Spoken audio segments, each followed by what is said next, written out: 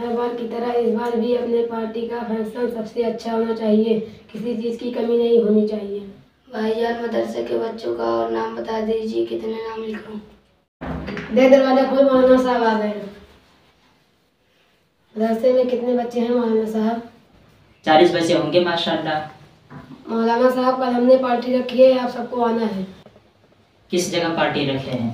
मौलाना साहब जो अपने शहर का सबसे बड़ा होटल है वहीं पर। अच्छा, लेकिन आपके माँ बाप वहाँ कैसे जाएंगे? अरे मौलाना साहब वो तो बूढ़े हो चुके हैं, घर के बच्चे खुदे खाने को खाकर सो जाएंगे। अस्तगफिरुल्लाह, इतनी गंदी सोच।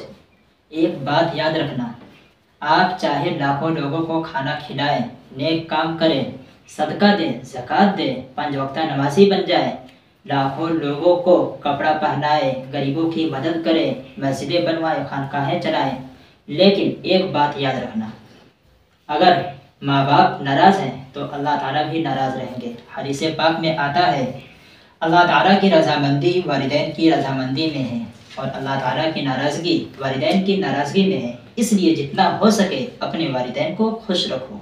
अभी कुछ साल पहले चाइना में ज़लज़ला आया था, बहुत ही ख़तरनाक ज़लज़ला आया था।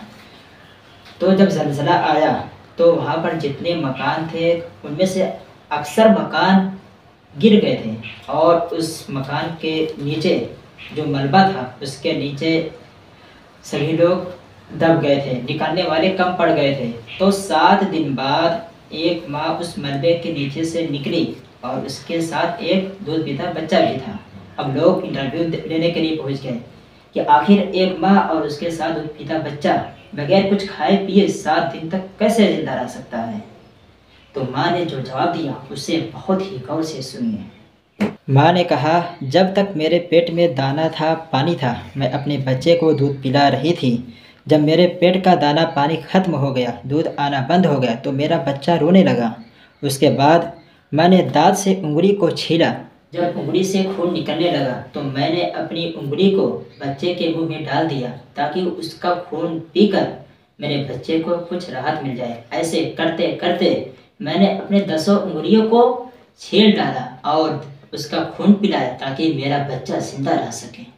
सोचिए, माँ बाप अपने बच्चों के लिए सब कुछ कुर्बान कर देते हैं, लेकिन जब बच्चे बड़े होते हैं तो अपने माँ बाप को भूल जाते हैं, उन्हें घरों से निकाल देते हैं, मारते पीटते हैं। एक बात याद रखना, अगर ज़िंदगी में खुशी चाहते हो, कामयाबी चाहते हो तो अपनी वालिदैन को खुश रखो, उनकी दुआ लेते रहो। समझ गए मौलाना साहब, आज से मैं अपने माँ बाप का हमेशा ख्याल रखूंगा और उनकी ज़रूरतें पूरी करूंगा। माशाअल्लाह, अल्लाह ताला हम सभी को अपने वालिदैन की खिदमत करने की तौफीक अता फरमाए।